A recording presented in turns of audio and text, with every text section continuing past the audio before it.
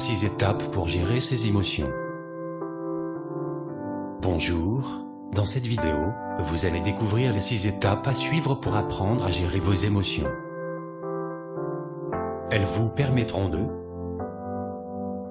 comprendre vos émotions et les analyser, sans en avoir peur.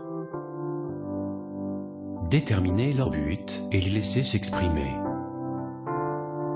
Restez maître de vous-même et gérer une hypersensibilité. Découvrir des moyens pour tenter de les contrôler pendant une poussée émotive. Remplacer une émotion négative par une émotion positive. Actuellement, vous êtes victime de vos poussées d'émotions, négatives ou positives, et vous n'arrivez pas à les maîtriser. Vous perdez rapidement vos moyens devant une situation inconnue ou un problème.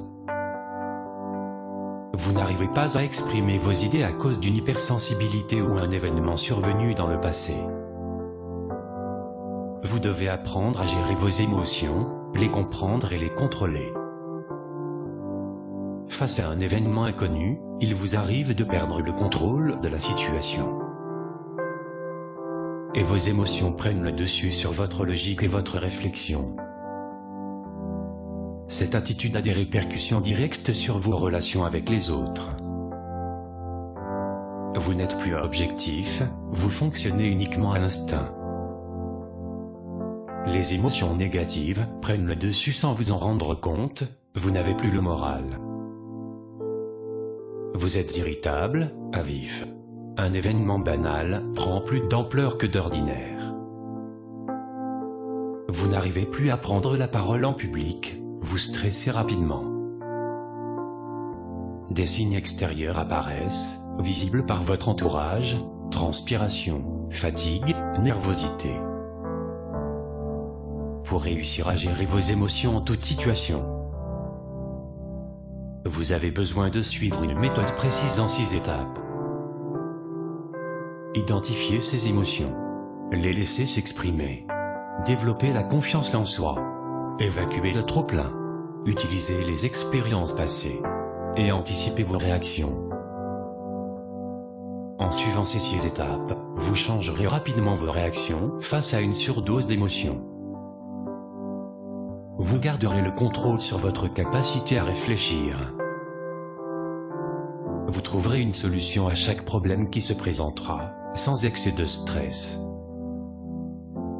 Vous arriverez à différencier une bonne et une mauvaise émotion. Vous préserverez votre état de santé et vous paraîtrez moins fatigué. Vous trouverez des outils personnalisés pour réussir à décompresser. La première étape consiste à identifier ses émotions. Nous sommes tous différents dans la perception des émotions et il est impossible de les ignorer. Il y a de bonnes émotions, qui ont une influence positive, et d'autres plus perturbantes. Vous ne devez pas chercher à les éliminer, les enfouir au plus profond de vous-même. Au contraire, vous avez besoin de les comprendre et de les analyser. Pour réussir, vous devez vous poser les bonnes questions. Agissez-vous d'une manière différente depuis son apparition? Cela a-t-il un impact sur vos relations sociales? Est-ce que vos priorités ont changé suite à votre réaction à cette émotion? Vous avez besoin de prendre conscience de votre réaction face à ces émotions. Vous devez accepter votre ressenti pour le relativiser et rester objectif. La deuxième étape consiste à les laisser s'exprimer. Une fois que vous les avez bien identifiés, laissez-les s'exprimer librement. L'obstacle n'est pas l'émotion en elle-même mais votre incapacité à la maîtriser.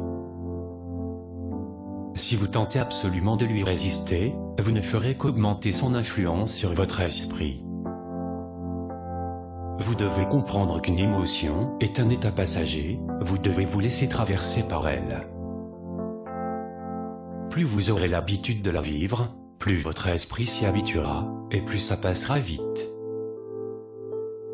si vous êtes pris dans un engrenage d'activités professionnelles et de contraintes sociales dont vous n'arrivez pas à vous débarrasser.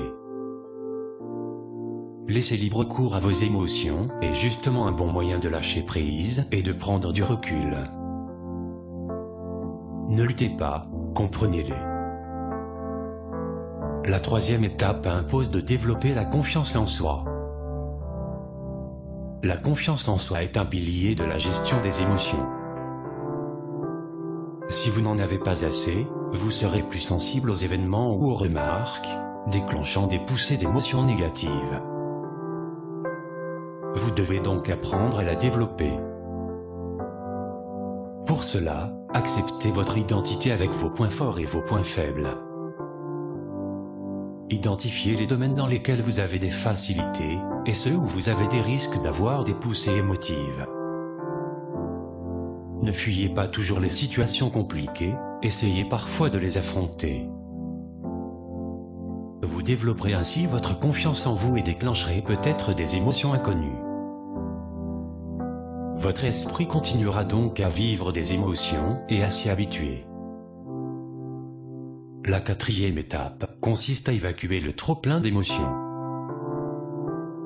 Personne ne peut vous empêcher d'être en colère, d'être triste ou d'être stressé.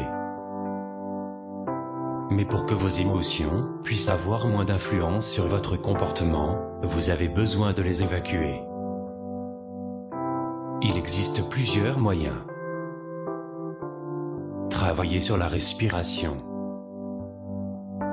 N'hésitez pas à vous allonger pour respirer profondément et calmement, en laissant l'émotion vous traverser. Pratiquez une activité sportive. Reprenez le contrôle sur votre corps et votre esprit en vous dépensant physiquement. Cela facilitera l'évacuation des émotions fortes comme la peur, la colère ou la tristesse. Utilisez l'autosuggestion. Persuadez-vous de vos actions en les répétant plusieurs fois, soit dans votre tête si vous êtes en public et que vous voulez rester discret, soit à voix haute. Commencez votre phrase par « je » suivi d'un verbe d'action. Par exemple, « Je vais bien dormir cette nuit ». La cinquième étape consiste à utiliser les expériences passées. Lorsque vous avez vécu une émotion forte, regardez ce qu'il s'est vraiment passé plutôt que de l'oublier complètement. Vous aurez ainsi des bases solides pour affronter une nouvelle vague à venir. Vous devez rester à l'écoute de votre ressenti et le comparer par rapport à ce que vous avez vécu dans le passé. Repassez-vous la situation dans votre tête et essayez de comprendre les réactions que vous avez eues. Certaines seront bonnes à garder, d'autres à améliorer. Mais lorsque vous revivrez cette situation, vous ne partirez pas de zéro, vous aurez des acquis.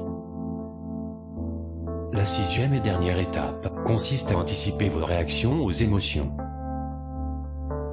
La meilleure façon de gérer un stress est de l'anticiper. Vu que les émotions représentent un état mental passager, vous pouvez réussir à les anticiper avec un peu d'entraînement. Par exemple, si vous vous apprêtez à prendre la parole en public et que par habitude, vous êtes gêné et transpirez beaucoup, habillez-vous plus légèrement. Cette anticipation vous placera dans une situation plus confortable pour entamer votre discours.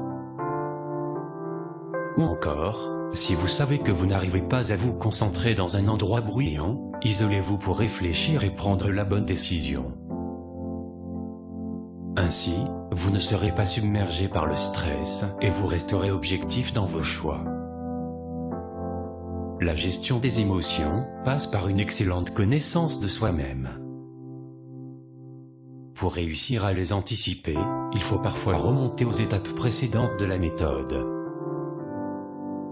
Dans le cas d'une émotion inconnue, il faudra commencer par la comprendre, puis la laisser s'exprimer et enfin l'intégrer à vos expériences passées. En suivant méthodiquement ces 6 étapes, vous aurez tous les outils pour gérer vos émotions et vous adapter aux différentes situations. Vous trouverez ces 6 étapes dans mon guide gratuit à télécharger. Pour cela, il vous suffit d'indiquer votre prénom et votre adresse email dans le formulaire ci-dessous, et vous le recevrez dans quelques minutes dans votre boîte email. Pour vivre mieux, apprivoisez vos émotions.